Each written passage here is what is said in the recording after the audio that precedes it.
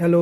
हमने पिछले वीडियो में देखा था मैक्रो के की कंजप्शन लाइन ये दर्शा रही है जो कि इनकम पे डिपेंड करेगी।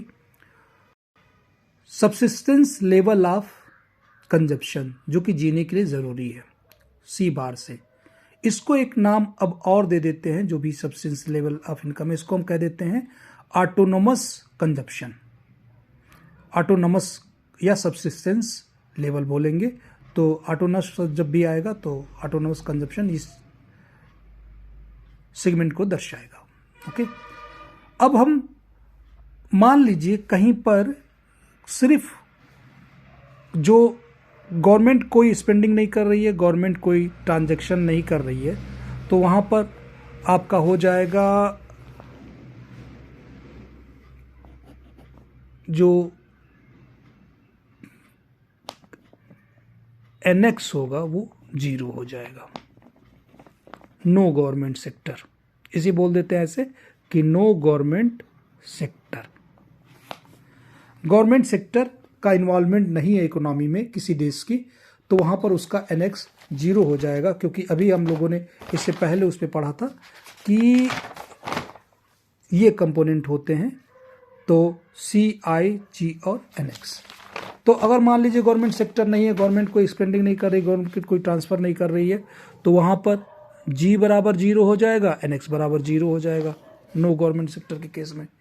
तब देखिए अगर हम एग्रीगेट डिमांड AD का कर्व खींचें तो उसी के ऊपर भाई तब आपका बन जाएगा AD बराबर हो जाएगा सिर्फ C प्लस I, कंजप्शन और इन्वेस्टमेंट। तो अगर कंजप्शन लाइन में इन्वेस्टमेंट के बराबर वर्टिकल हिस्सा जोड़ दें, कंजप्शन लाइन में I जोड़ दें, तो हमको AD लाइन मिल जाएगी। तो यह है AD लाइन और ये और कुछ नहीं है, बस हमने I हिस्सा जोड़ दिया है। इकोनॉमी बिल्कुल 0 है, फिर भी डिमांड रहेगी और उसी को बोलेंगे ऑटोनोमस डिमांडिंग या A बार। तो यहां से यहां तक A बार है, ध्यान दीजिए, यहां से यहां तक C बार है और यहां से यहां तक ये A बार है। ये ऑटोनोमस डिमांड कहलाएगा, A बार ऑटोनोमस डिमांड। और तब ये इक्वेशन दिखाएगा डिमांड को और ये डिमांड दिखाएगा कंजप्शन को। ओके, तो यहां तब है जब उस इकोनॉमी में गवर्नमेंट सेक्टर कोई काम नहीं कर रही है, उसकी स्पेंडिंग 0 है, उसके द्वारा किए जा रहे वाले ट्रांजैक्शंस 0 हैं।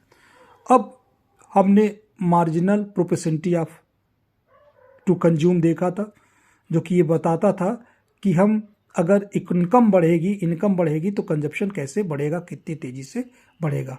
तो अगर MPC का सिग्निफिकेंस पूछे तो MPC is nothing but the rate of change of consumption with income.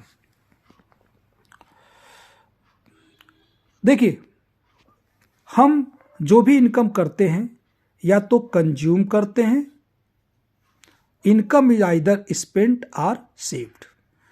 कोई भी इनकम या तो हम स्पेंड करते हैं, हम या तो सेव करते हैं उसको। ठीक है, यानी सीधी बात है कि income is equal to S plus C। S यहाँ सेविंग से दर्शाते हैं, कंजप्शन C, यानी कि सेविंग जो होगी इनकम माइनस C हो जाएगी। और अगर हम यहाँ पर कंजप्शन का अपना फंक्शन रख दें और y को कॉमन ले लें तो S is equal to minus C plus Y 1 minus C। यहाँ 1 माइनस C को हम MPS कहेंगे, marginal propensity to save. Marginal propensity to save, तो मार्जिनल प्रोपेंसिटी टू सेव ये दिखाता है कि हम अपनी इनकम में से कितना हिस्सा सेव कर लेते हैं, फ्रैक्शन उसका दर्शाता है। और देखिए मजे की बात है कि अगर दोनों को जोड़ा जाए 1 माइनस C MPC, और सीधी बात है अगर हम MPC और MPS को जोड़ते हैं तो ये c प्लस 1 माइनस c हो जाएगा और ये 1 के बराबर होगा। तो एक ये भी ध्यान रखिएगा कि MPC और MPS का जो सम होता है ये 1 के बराबर होता है। तो MPC हो गई आपकी मार्जिनल प्रोपेंसिटी टू कंज्यूम और मार्जिनल प्रोपेंसिटी टू सेव। यहाँ पर मैंने एक नोट्स लिखा है कि आप देखें, अगर आप जो सेविंग एस को ही सेविंग जो होगी, अगर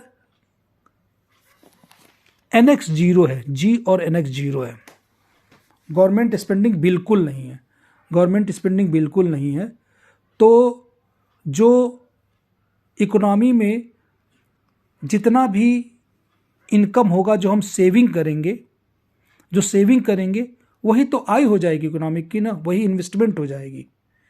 तो हम एस और आई को कभी कभी एक ही से दर्शा देते हैं।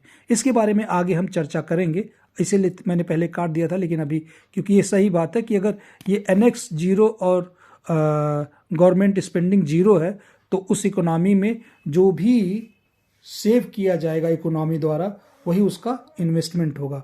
तो आई और एस को कहीं कहीं एक से दर्शा देते हैं, समान दर्शा देते हैं, तो उससे परेशान मत होइएगा। तो हम बात कर रहे थे कि कंपोनेंट कौन कौन से हैं। तो कंपोनेंट आपके हो गए, एक तो हो गए आपके